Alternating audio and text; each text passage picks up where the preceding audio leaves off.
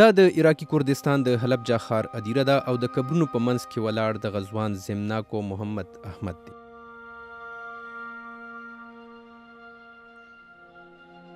په هدیره کې شاوخوا 15,000 کسان ښخ دي چې په حلب جا ښار د صدام حسین د کیمیاوي وسلو په حمله کې وژل شوي وو. دلته په یو قبر د احمد د نوم خازه هم لګېدلې ده. دا په اصل کې زما قبر دی. زما کورنۍ او د ښار ټولو اوسیدونکو فکر کاوه چې زه وژل شوی. په حلب جا د هوایي برید پر وخت د احمد عمر 3 میاشتې وو. په 14 مارچ 1988 کې ترسره شوي دغه برید کې زهریله ګیس استعمال شوی وو. په دې ګمان چې ټوله کورنۍ یې وژل شوي ده، 3 میاشتنی احمد د حملې له ځایه ایراني پوځیانو چې دغلته موجود ول ځان سره یوړو. دا زما ایرانی مور ده او ورسره زه یم. کوبرا حمیدپور نومي یوې ایرانۍ کونډې احمد په فرزندۍ واخیسته او نوم یې ورته علي کېښود. له بده مرغه کوبرا په یو ترافیکي پیښه کې مړه شوه. زه چې 17 کلن وم نو هغه مړه شوه، خو کله هم چې زه هغه یادوم هغې زه لکه د خپل بچي وپاللم.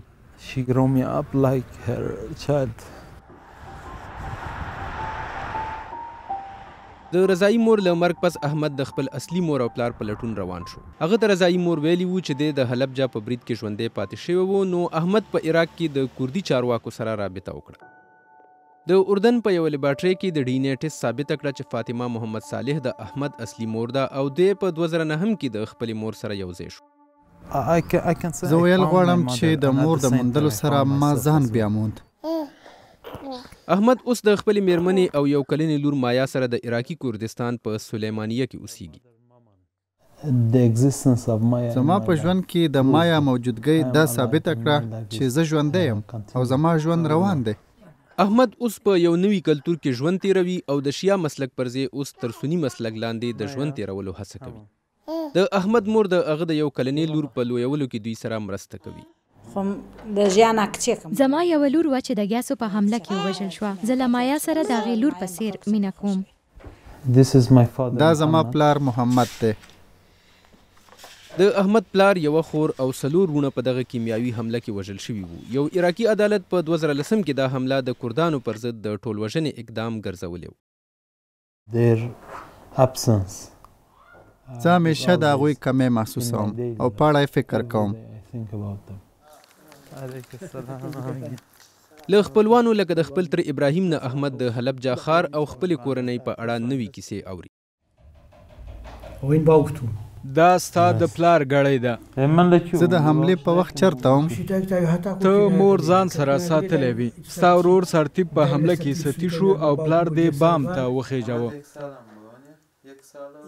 ابراهیم هم خپله میرمن او 15 بچیان د لاسه ورکړي وو. یو ماشوم افان ژوندی پاتې شوی و خو لا درکه شو. ابراهیم اوس هم فکر کوي چې ورک شوی زوی به یې را پیدا شي.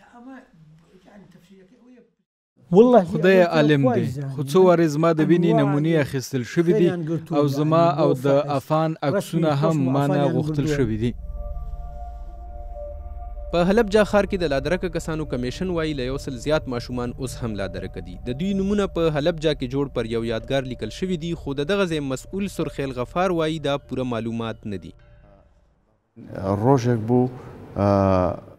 پر حلب جا د حملې پر ورځ میندو او پلرونو خپل بچي پریښي وو. هر څوک د خپل سر بچ کولو په فکر کې وو. موږ نن هم د لادرکه شوو ماشومانو کره شمېر نه لرو.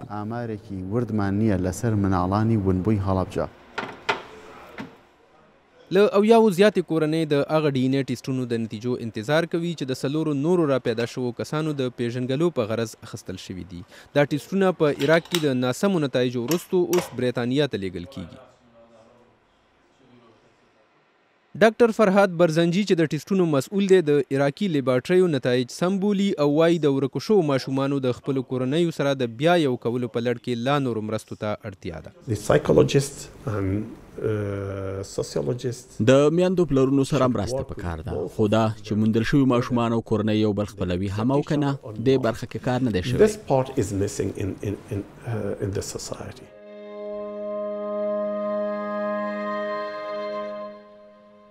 خو احمد د خپلې پیژنګلوۍ په اړه هیڅ شک نه لري. د حلب جا په هدیره کې د هغه قبر پر زرغون رنګ شوی چې څرګنده کړي دی ژوندی دی.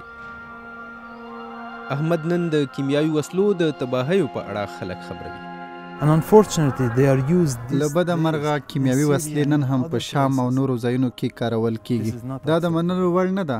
دا چې ګورم نو ډیر درد احساسوم ځکه چې ما خپله کورنۍ له لاسه ورکړې. زه نه غواړم چې یو بل چا سره همداسې وشي.